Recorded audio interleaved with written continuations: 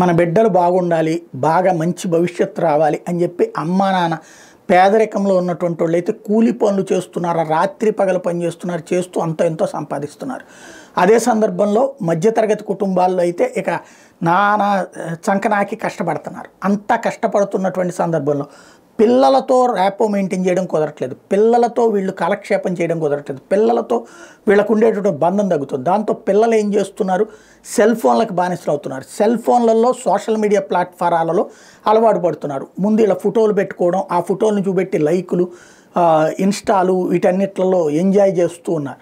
ఇలాగ లైకులు కొడుతూ ఉన్నటువంటి వాళ్ళు నువ్వు హీరోయిన్ అయిపోవాలి, నువ్వు హీరోయిన్ స్థాయి, సమంత ఎంత ఆఫ్టర్ ఆల్, నిన్ను చూస్తే సమంత కూడా సిగ్గుపడాలి అనగానే వీళ్ళు అదేంటి అమ్మాయి స్థాయి ఏంటి నా స్థాయి ఏంటి అని కాకుండా దాది ఆఫ్టర్ ఆల్ నేను వెళ్ళకపోవడం వల్ల సినిమా రంగంలోకి ఆ అమ్మాయి ఆ స్థాయికి వెళ్ళింది అనేటటువంటి ఒక భ్రమల ప్రపంచంలోకి వెళ్ళిపోతున్నారు. ఇలా పొగిడే అబ్బాయిలు తర్వాత వీళ్ళని ట్రాప్లోకి వేసుకుంటున్నారు అనడానికి సజీవమైనటువంటి సాక్ష్యం తాజాగా 18 ఏళ్ళు కూడా దాటని 3 అమ్మాయిలు సోషల్ మీడియాలో ఇన్ఫ్లుయెన్స్కి గురైపోయి వెళ్ళిపోవడానికి ప్రయత్నించారు.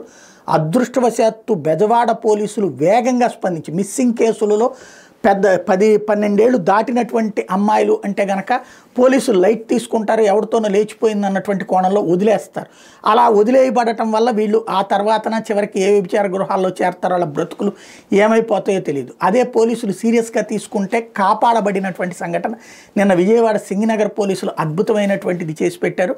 3 అమ్మాయిలు 16-17 సంవత్సరాల అమ్మాయిలు, అట్లాగా 2 16 ఏళ్ళు, ఒక అమ్మాయి 17 ఏళ్ళ అమ్మాయి ఇంట్లో నుంచి వెళ్ళిపోయారు.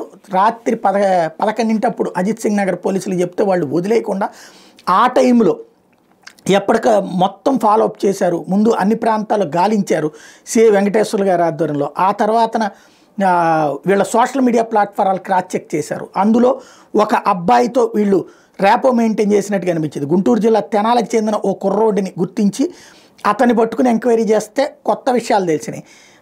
అలకుంట వేణు అనేటటువంటి వ్యక్తికి ఫోన్ చేయిస్తే అతడి సూచన మేరకు వేణు చేబ్రోలు మండలానికి చెందినటువంటి కెటావత్, యువరాజ్ నాయక్ చేకూరుకి చెందినటువంటి పెద్ద వెంకటేశ్వర్లు, వీళ్ళు 21 ఏళ్ళు 30 ఏళ్ళు వయసు కలిగినటువంటి వాళ్ళు. వీళ్ళు ఆ అమ్మాయిల్ని రమ్మన్నారన్నమాట. బెంగళూరులో మీకు సినిమాల్లో ఛాన్స్ ఇప్పిస్తాం, దగ్గరుండి ఇప్పిస్తాం, తీసుకెళ్తామని చెప్పేటప్పటికి వీళ్ళందరూ ఈ 3 అమ్మాయిలు వాళ్ళని నమ్మేసి వెళ్ళిపోయారు. తెల్లారుజామున 4 గంటలకి పోలీసులు వాళ్ళని పట్టుకున్నారు.